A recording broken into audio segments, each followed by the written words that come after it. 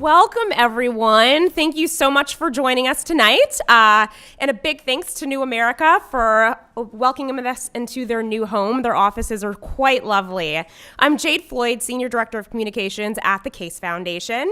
And I'm really excited to be with you guys here at our fourth ComNetworkDC gathering.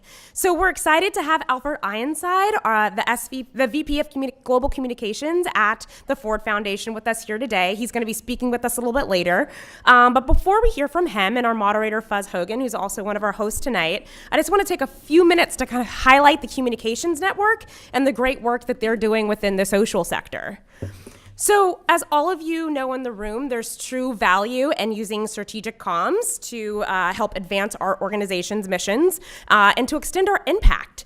And that's why the Communication Network exists. It unites more than 800 foundation professionals and nonprofit professionals, as well as consulting firms across the United States.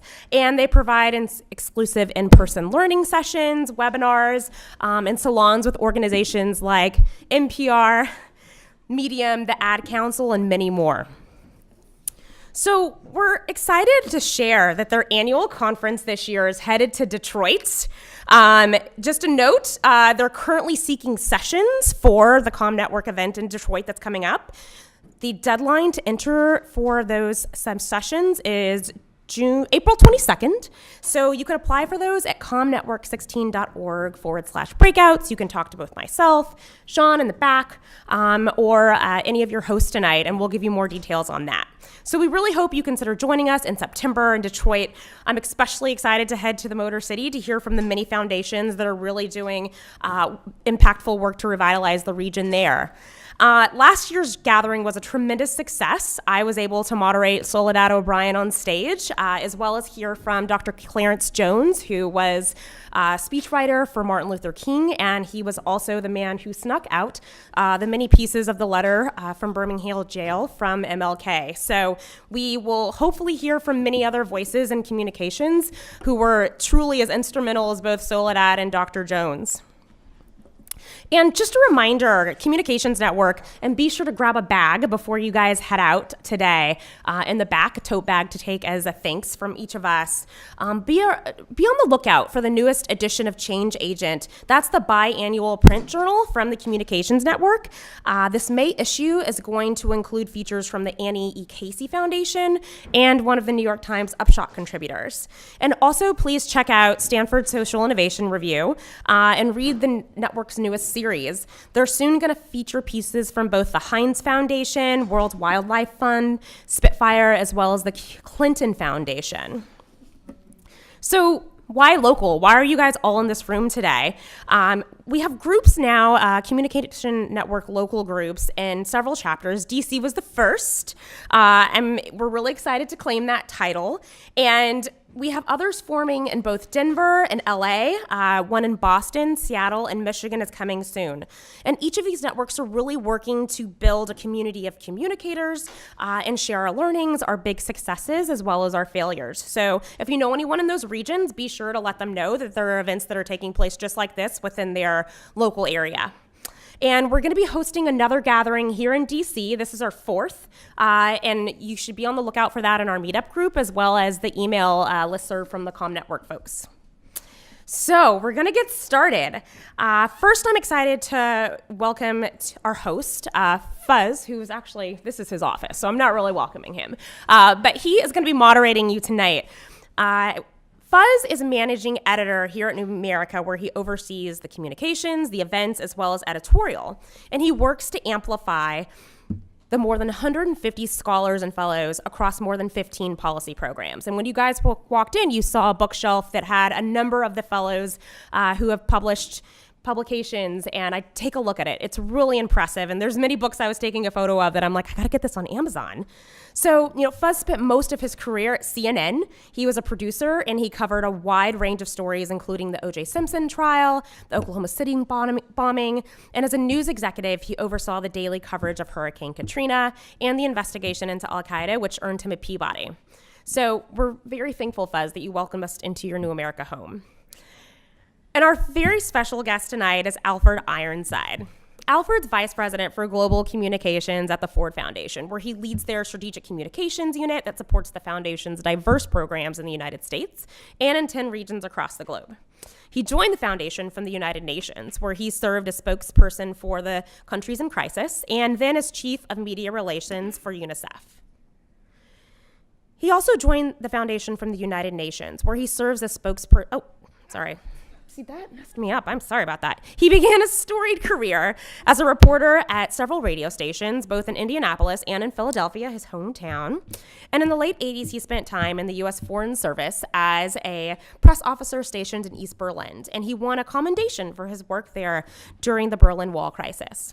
He also serves as chairman of the board for the Communications Network, and they are very lucky to have him. Alfred's a fearless innovator within the social sector. He's a true communications sage that we're honored to have with us tonight. So please join me in welcoming him to the stage. And as soon as he concludes his talk, him and Fuzz are going to have a short moderated discussion and then open it up to you guys. So welcome, Alfred.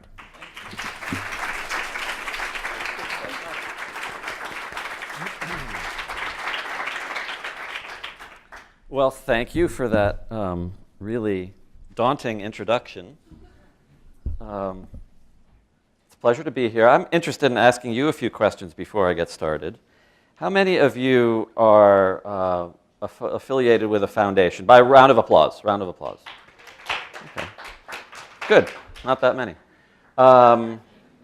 And how many of you are affiliated with a nonprofit that is not a foundation? By round of applause. Okay. And how many of you are not sure why you're here, or you're just here for... Okay. I always like to start with a little applause before I start talking, because then after that, it's all downhill from there.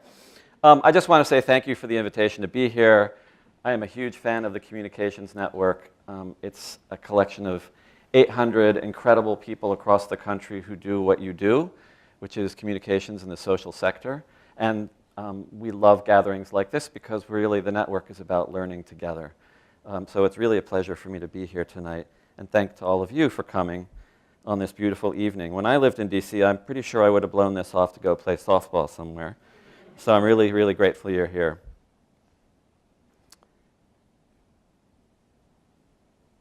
When Mikhail Gorbachev was still president of the Soviet Union, he was receiving a Western dignitary, and as is customary in such cases, the two men came out after the meeting to greet the press corps, the local and foreign press.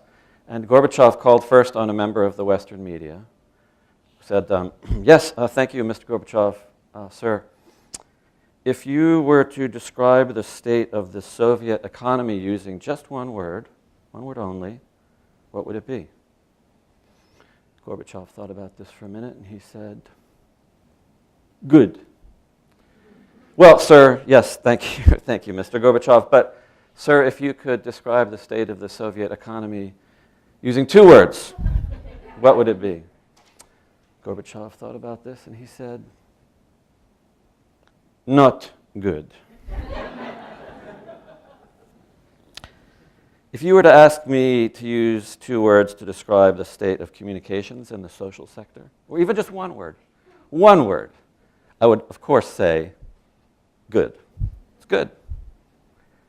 If you were to ask me to use two words to describe the state of communications in the social sector, I would say, look, communication is not about dumbing things down. I'm not going to give you two words. Communications, smart communications is about connecting with people and moving them. And in that sense, if I were to do a 5-word answer, it would be, we can always do better. And so I'd like to share with you a few things that we're trying to do better at the Ford Foundation. I don't have fancy blogs or websites or great campaigns that we've been doing, although we've been trying to do those too. What I want to share with you has to do with getting better at using language that does connect with and move people. And when I'm done with that, then I'll subject myself to a grilling by Fuzz and all of you, which I'm looking forward to. So for a couple of years, the foundation has been working with Hadaway Communications. They're based here in DC, and Doug Hadaway and his team, on a very substantial national research project that we call what it means to be American. And the premise here is that the communications work that all of us do, whether we're in a foundation or a nonprofit, as advocates for a better place, better lives, better systems, all of that work really depends on understanding where your audience is, what they think, what is their mindset. Not just their view of any specific issue. Well, there's tons of polling and tons of research that can tell you about that. But more fundamentally, their ideas about who they are, what they want from the country, and how they think about fairness and justice and decency. So we're undertaking this big national research to get at insights around what lies at the center of these three things. What's the sweet spot for us? How do we connect with Americans today? What do they believe? What do they really want for themselves, for the country, and what's their vision of a just society? We're deep in this multi-phase research to get at these fundamental questions. And the good news is that by this fall, we'll have a lot of material to share. The bad news is I don't have that to share with you tonight because we're only midstream. But the learning that we're doing along the way is incredibly valuable in itself. And I wanted to share that with you. It may seem rather elementary, but we're discovering that some of this elementary stuff is really quite profound. Our big takeaway is that all of us who care about great communications to move people and connect with them, there's a tremendous amount of room for us to improve. So our brains are hardwired to take in information in the form of story. You've heard that before. All the brain science in the last decade is really helping to pull this apart and help us understand why that's true. It is true. This is this very standard narrative structure up here, very recognizable. It starts with people, the goals that those people have, the challenges that they have to overcome to achieve them, and then, of course, the solutions or the ways they overcame those problems. That's a very classic story structure, and you see it embedded in just about every kind of narrative that we interact with. And it seems like basic stuff, but our research with focus groups, with big quantitative surveys, with ethnographic interviews, is showing that we in the social sector, including where I work, very often mess up this basic storytelling structure. We think we're doing it right, and we're not doing it right. So, for example, we've learned it's not good enough to simply put people in the story that we're telling to audiences. Audiences don't relate to people in an amorphous way, they relate to individuals. And so the lesson for us in our own communications is to focus on individuals when we're telling stories in a way that the audience can clearly distinguish them. So people prefer to see themselves like this, not like this.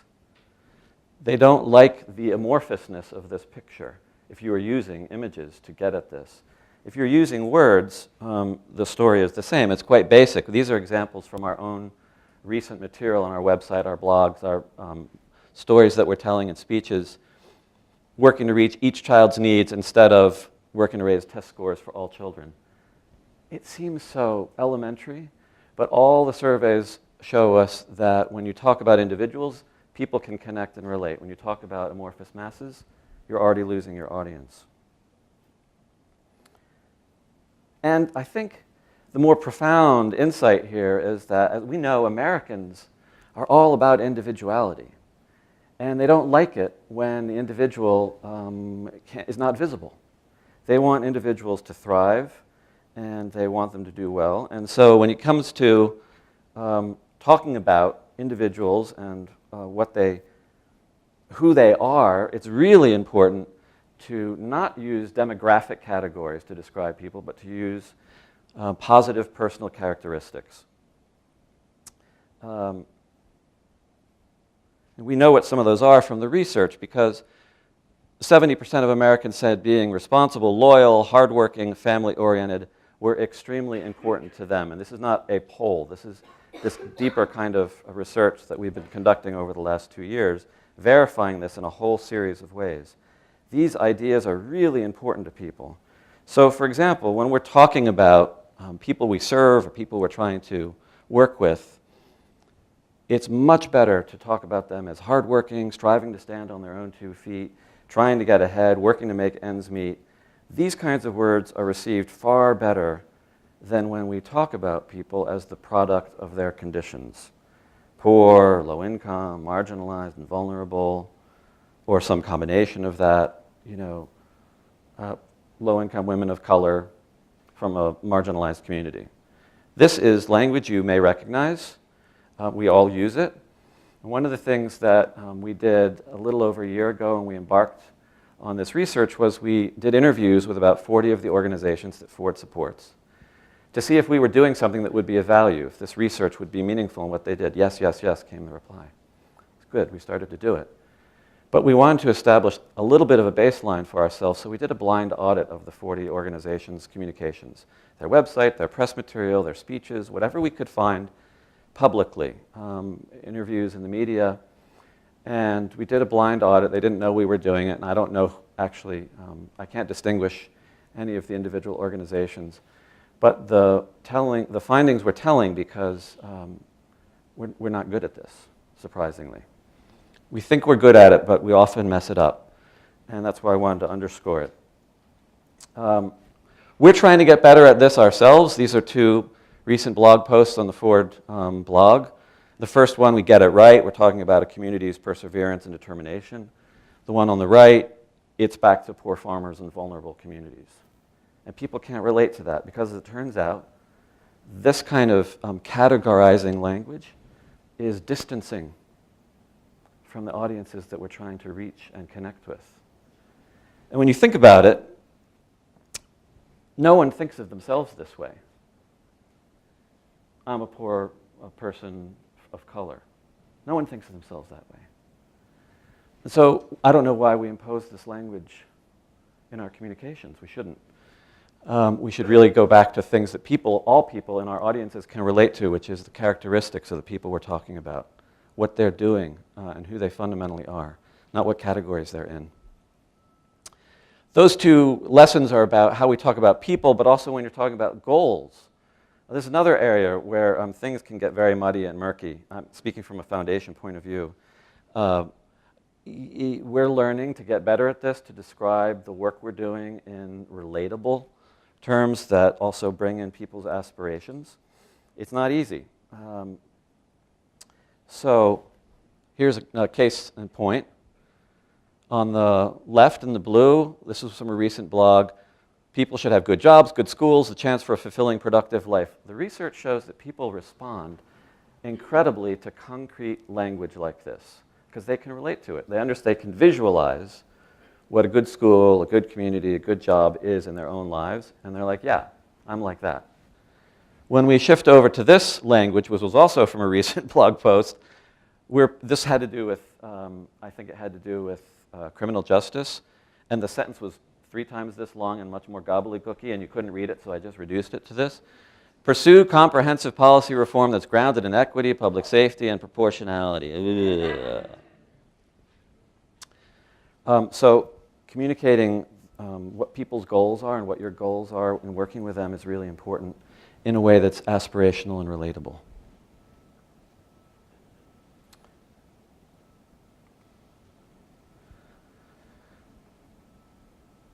The problems and then the solutions. We dwell so much in complexity, I think, in our work in the social sector. We really know how overlaid and interconnected the problems are, and we tend to talk about it that way. So learning how important it is to find ways to make big problems make intuitive sense and seem solvable is really key. Here's a great example from some messaging research we did at the time of the financial crisis. On the left, this was on the left side. In the heat of the crisis, it was no use to talk about banking systems and complex debt instruments and all those things. People couldn't relate to that, understand what the heck happened. Instead, we found that what resonated with people, and this was done through research, was when you explain the problem in terms of things they do get. The problem was caused by fast-talking mortgage brokers and Wall Street speculators looking to get rich quick. That resonated. And this was, at the time, there were 25 organizations that Ford was supporting who were working on financial services. And they were all clamoring for some way to talk about the crisis that people could relate to and understand. And so we did a quick round of research, and that's what we came up with. And a whole bunch of other stuff that they all used and employed. And we tracked in the media. You could see it rising and rising and how it was being used and how it was breaking through. So it's not just research, but then it's tested and put into use and found to be working. Over here, we're still struggling with how we talk about data surveillance on the internet. And you can see for yourselves how hard to relate to that issue is. So we have to get better at that, and we're working at that.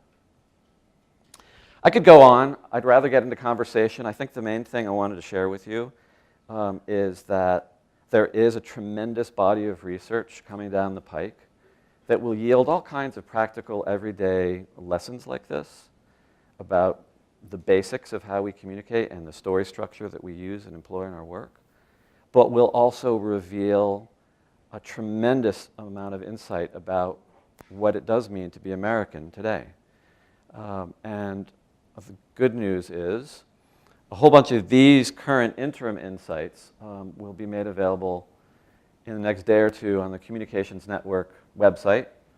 Totally free, totally downloadable to everyone in this room, whether you're a member of the network or not. And we'll send out an email to make sure that you get a link to that. But the other good thing is that Doug Hadaway and I just agreed to do a session at the Communications Network conference in Detroit to really share the deeper insights of what it means to be American and to introduce that to you and everyone else who's there so that we can start using it. And I think, for me, this is research that is ultimately, it wasn't for the Ford Foundation, it wasn't for how we communicate. It really always was about the 1,500 or so organizations that we support in the United States and a contribution we could make to the field. So we're going to be tremendously eager to share it with you when we get to that. Finally, as this stuff reflects, it's really important that we understand how much better we can do and even the basics of our work. That's why the Communications Network exists. That's why we invite groups together for talks like this. So I'm really grateful you're here. Look forward to engaging in a conversation with you now. Fuzz, you want to come on up and let the grilling begin?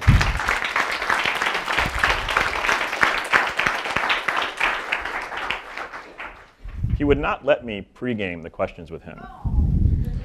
So I will actually ask some questions that are mostly tame, but I'll try to challenge some of the, how it works in an organization is the question most of us are asking. Like, okay, that's great, how's it work? But I'll start with the easy one.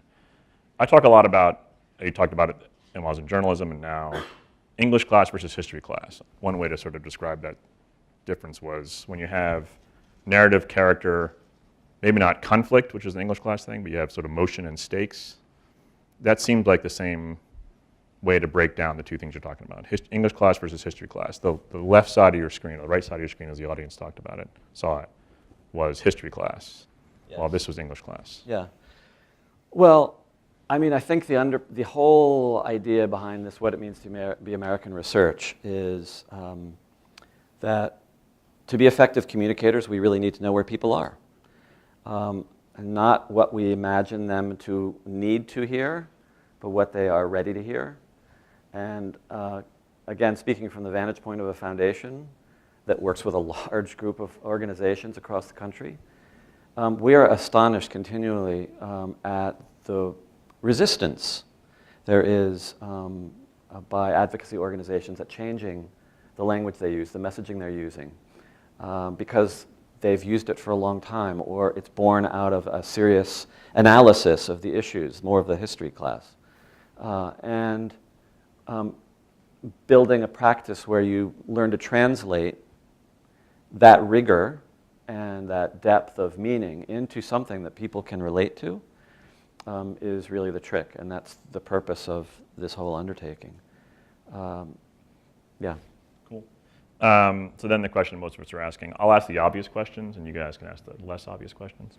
How do you change that culture internally? I mean, you just sort of outed some of your staffers here. Oh, right? yeah. Like, how do you get folks, and we do this here at New America, like Yeah. getting those folks who want to write the, Yes. or already have written the thing, Yeah. right? Okay, now we want to turn this piece into a piece for Slate or for the New York Times or for whomever. So here again is a question to the room. How many people, round of applause, have struggled trying to communicate a better way of communicating something with someone who's on the program side of whatever organization you're working with? Okay. Right. My whole front row here is Yeah. actually applauding. So, yeah.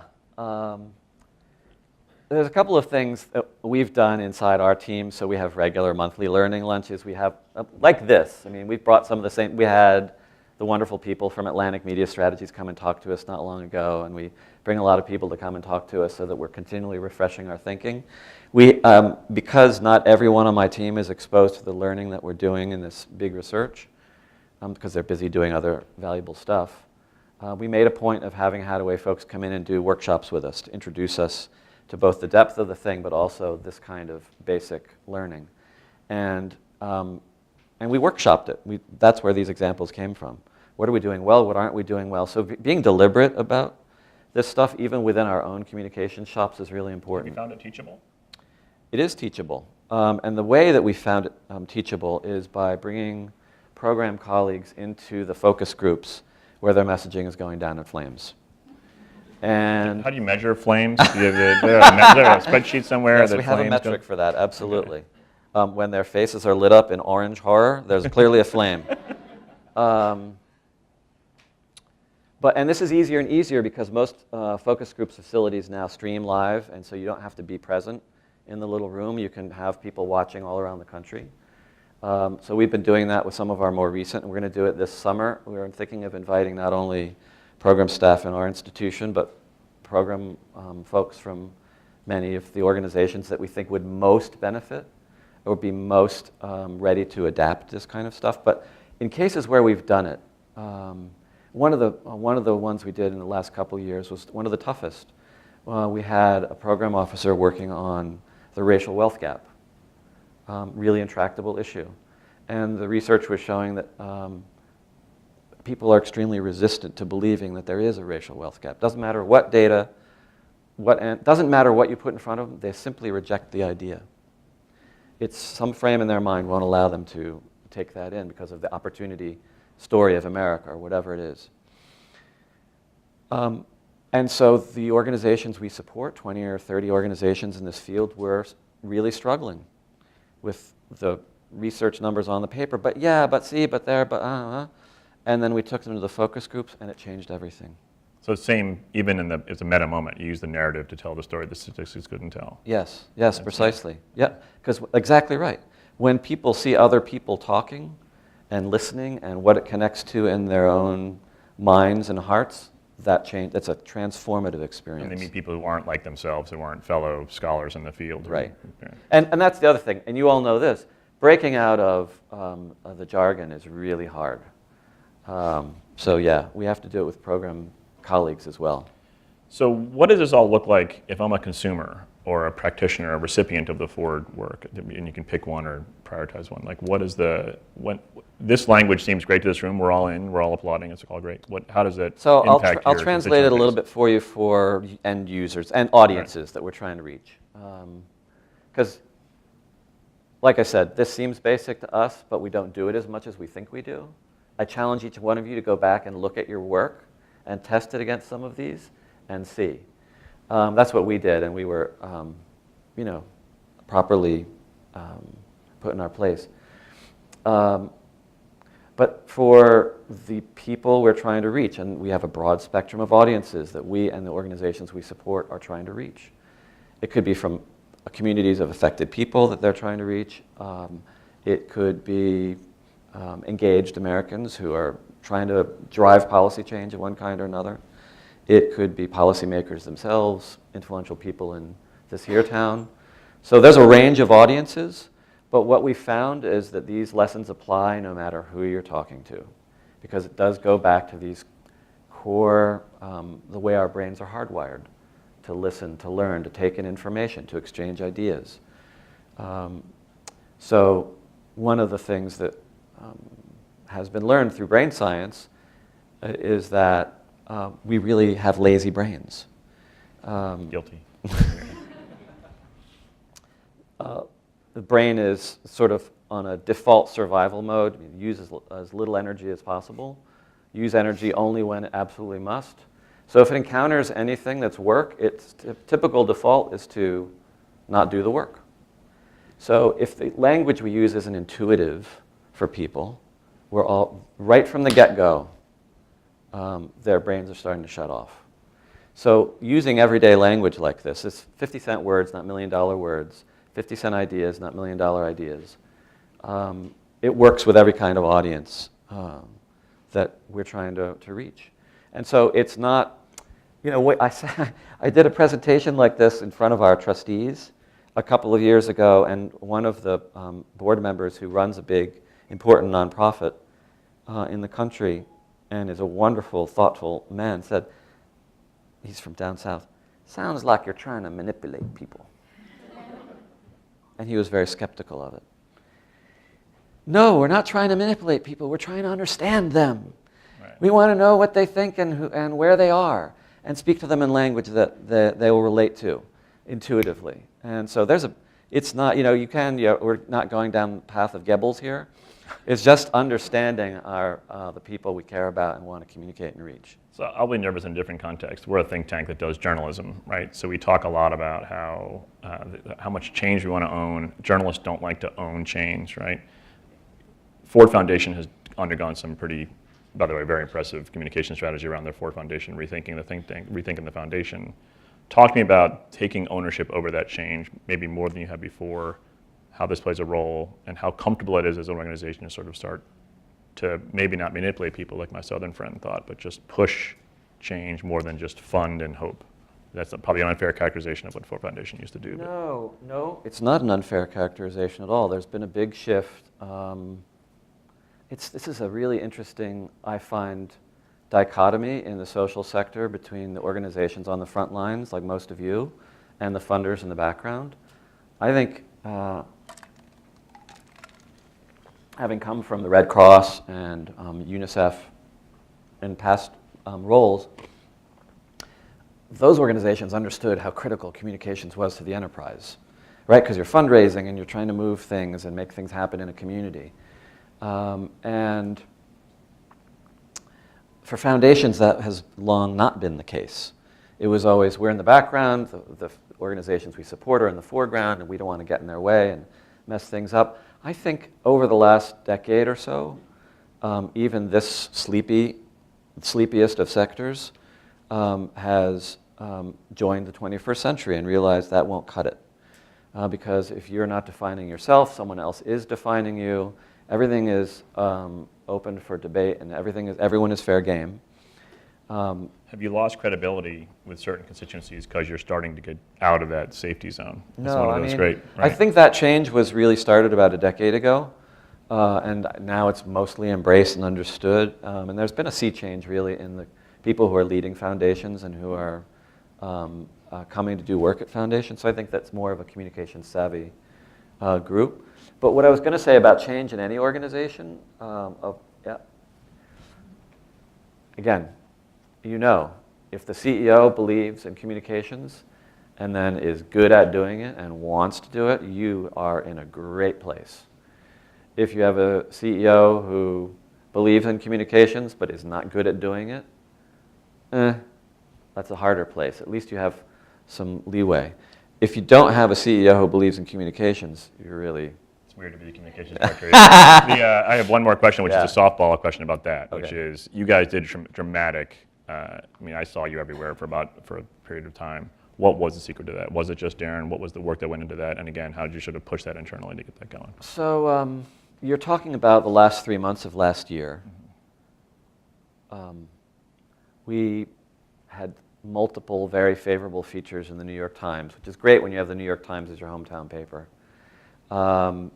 We had an op-ed in the Times. We had op-eds out on the coast. We had a great series of articles in the architecture press and in the New York Times about the renewal of our landmark building. We rolled out this new program announcement, a series of things that we were doing to our constituents directly, but then got great coverage in the philanthropy press and blogosphere around that. And we ended the year with a big feature on Darren in the New Yorker. So to answer your question, when my nephew was 7 years old and the family was away at the mountain retreat in the cabin, and we were playing poker one evening, and this was the night that he learned to play poker. If anyone who's ever taught a kid to play poker, you know how they love when they learn to bluff. It's like the biggest thing, boom, is their mind's like, oh, I'm going to bluff. And so we all sat there, and we watched him bluffing us. And all the adults smiled to themselves, and very proud. He's going to try and bluff. We're all going to bet big, go along with it. Until he wiped us all out with a royal flush. And a royal flush is the most difficult hand to get in poker. And after the general clamor in the room had ended, because no one could believe the 7-year-old knew how to play a royal flush, after the clamor died down, my father, Benji's grandfather, sat back in his chair and gave him some advice. He said, Benji, as long as you live, no matter how much poker you play, you will never, ever get that hand again.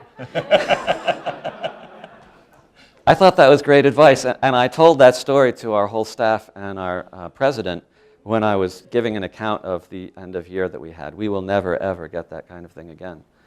But what did it come from? We had a very deliberate strategy during the year to build on the strength of our president. Here's a guy who wants to get out and talk to people. He's terrific at it. He loves doing really it. good. He has a natural gift. So building around his speaking, so we had a 4-part platform for engaging in the world, and we wanted to engage. Darren wanted to engage because he understood as a new president that for a foundation like Ford to be impactful, you have to be relevant. And these days, to be relevant, you have to be visible. To be visible, you have to have something to say. So we thought about these 4 spheres of engagement that started with his speaking and writing. So he was out every night, literally every night, week after week after week when he became president, speaking at receptions, doing all kinds of talks, accepting awards, whatever it was. And he loved doing it. So that was great. And then we would take those pieces and transform them into written pieces and push those out. And those became the backbone, because once there was a sort of a critical mass of visibility, then the journalist class who go to those functions start noticing. And then they come around and say, there's something going on over there. And then one piece, and then that yields more invitations for speaking, and it leads more media. And we tacked on good social media and good live events. Those are the 4 spheres of engagement, and we really pushed on all 4 of those. So that's what, and a lot of luck. Cool. It was a lot of luck, but it worked. So we'll go to your questions now, and I have a carrot and a stick. There's food and more drink once the questions are over, so no talky talk, all right? And the stick is, if your question sucks, I've got 2 in reserve, and I'll just cut you off, and that's my question. So we go on and on with the classic DC think tank thing. We're not going to play that here. So wait for the mic. Maggie has a mic. Say what your name is and who you're with, but again, no speeching. We are recording this, so please wait for the mic to talk. I see a question. Somebody raise their hand back there. Center row, 2 rows in. Come on in. Hi, I'm Danielle Reyes with the Crimson Bridge Foundation. And you've talked about like word choice and the change of language that you've used. And I'm wondering how you've also looked at platforms to communicate, not just what you're communicating, but if that's also factored into the reach you're trying to have. Yeah, totally. Absolutely. I mean, when you're out at live events, you have to be engaging. Keep the audience interested in that. And Darren, so again, you're not in that more intellectual mode. You're more I'm in front of an audience. I'm engaging. So that changes how you write, and it advantages these kinds of lessons over the more technical style of writing. But also in digital spaces, we have learned again through great conversations with outside organizations like Atlantic Media Strategies that it's not good enough just to write a pretty decent blog. You're trying to create, in the words of Jean Ellen Cowgill, social things. You know, oh, did you see this thing? It's a wonderful thing. I want to give you this thing. It's got to be in like vinyl lettering above her desk. That's all she ever talks yeah, about. she talks about it. She's standing outside the room now, so I Hello, had to how throw are you? that in. Good to see you, John. Sorry. But, you know, so you're trying to create something like actually a little thing that people want to look at, say, wow, I get it, and I want to give that to someone else. So that form also advantages these kinds of lessons. So I think communication, you know this, is going from more formal and more reserved to these less formal forms, and that's opening up all kinds of opportunities for us. And I think it's also why we have to relearn how we do it and take on board these lessons. Over here.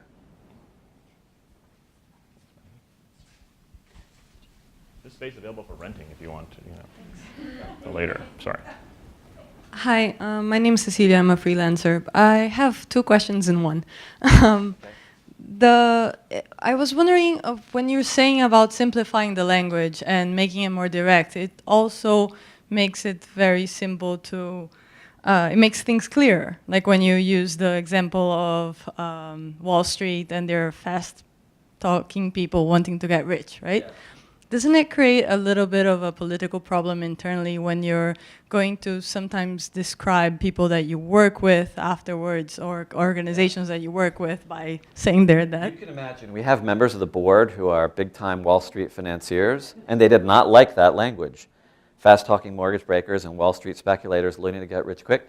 But as much as they didn't like it, they also realized it's true. So yes, you have to be willing to walk the talk. And luckily, we have leadership that's willing.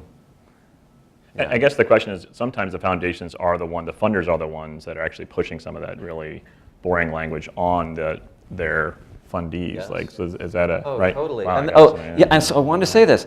There's a whole thing about we have this idea about transforming the culture of communications in our own organizations.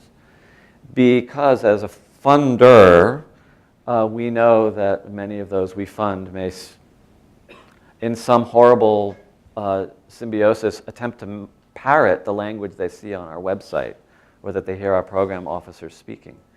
And so, yes, we have an absolute responsibility to do this better and do it right. So starting with ourselves and changing that culture of communications and learning from the people who are already doing it better than us. Which is another thing that's great about this network is this mixture of different kinds of organizations. Cool. There's right there. So building on that question, I am a secret program staff plant. I'm curious about if you've looked at how proposals or evaluations can be communicated differently so that we're not encouraging this overly technical style of communication that might cover up what's actually happening in a program or might solicit or encourage. It's a really great question, and we have not gone there yet. I do not want to be involved in writing grant proposals as the journalist in the room, so can you make it so we're not involved? Just kidding. It's really, it's a great question, and we haven't thought about it, but what we are doing this summer, we have a worldwide meeting of all our program staff, and we're starting small with a jargon-busting workshop, which I think will help get us there, but it's really great, and thank you for raising it. We're going to go there next. Hi, I'm Erica with the Schusterman Family Foundation, and I'm wondering if you learned anything about speaking about the intangible. Good jobs and good schools make a lot of sense, but we do a lot of work in talking about strengthening identities and things that can't really be seen or touched, and how to do that in a way that makes sense. Yeah, I don't have any real practical tips right on the top of my head. But you are talking about people. Eventually, human beings are involved.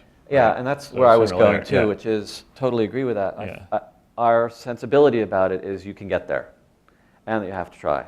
And that even these, we deal in a ton of concepts too, believe me. Because a lot of it is advocacy work at the highest level. It's not like Frontline's service delivery stuff. Which is more tactile and concrete. So I totally get where you're coming from. So you have to start with a commitment. We must figure out how to do this, because even at a high conceptual level, for most audiences, not your technical audiences want to engage at that highly conceptual level. But your general audiences, it will fall flat. So you have to be smart about who your audiences are and commit to finding ways. And our commitment has been through the research. And our investment has been backing that commitment, not to do the research for ourselves, but to share it with everybody. So whatever we learn, we'll share. A couple more questions. Is there any left? Oh, over here, Susanna. Susanna Murley. I'm with the Sunshot Initiative at the Department of Energy. And it's interesting to hear you talk about this because as a government communicator, we deal with a lot of the same issues. And I'm just wondering if you have any recommendations from a government perspective how we could do better. Yes, in fact. So we just finished RJB from How to Wake Communications is standing in the back.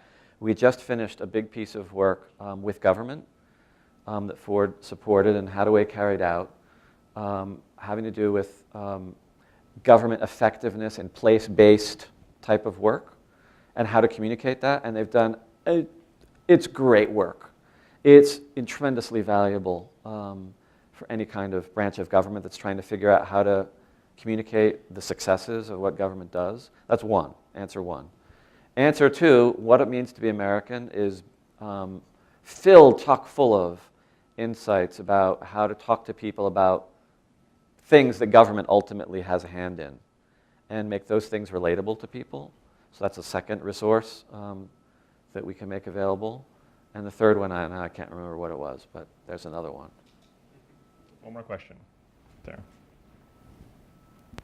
Hi, I'm Gabriella Schneider. I work at Issue One, which is a bipartisan money and politics reform group. Yes. And I'm curious if, as you're researching Americans, you're diving in a little bit more into the problem of polarization and how do we find the common ground to talk not at each other, but together?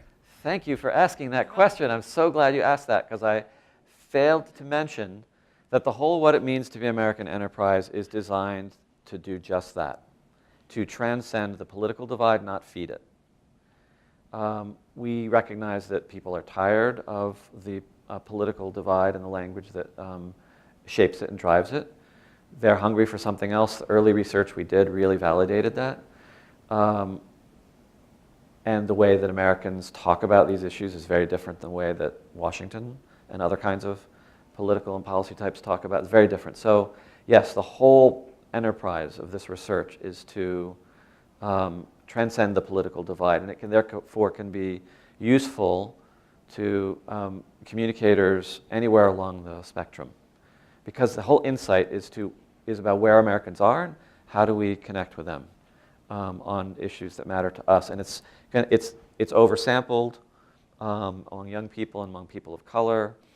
It's a huge national survey that we've done, over 2,000 people, so it's very robust. And it's fully segmented, or it will be fully segmented. So it's going to be a tremendous resource for any kind of work and organization. And we call it here narratives of national renewal. We're trying to change the conversation that people are renewing themselves out in the country, either through policy or through. It's the same kind of concept of just trying to get people to sort of talk in a way that is sensitive. Narratives of national renewal. National renewal. Okay. Yeah, the idea that things are happening better. So, drink is there. Wait, there's one more question. Sorry. One more question back there.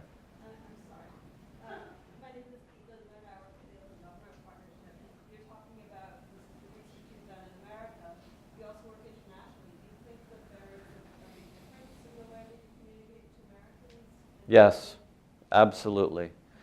Absolutely. You know, communications is contextual. It has to do with culture and histories and all kinds of other things, cultural habits and norms. So I think we're learning very broad lessons from this, but not specific ones that are applicable. But the people who work for the foundation in countries outside the US are fascinated with what we're learning. Because it's charging up ways for them to think about what we should be doing there differently, but it's not translatable at all. You really have to get into the context, context by context. Great. Sean and I would like you to take a bag. They're very handy. Drink. Please sign up for a ComNetworkDC meetup group. You all, most of you got that invitation there, or for our Twitter account, follow us at ComNetworkDC. And I wasn't kidding, this space is available for rent. But right now, let's party and cocktail.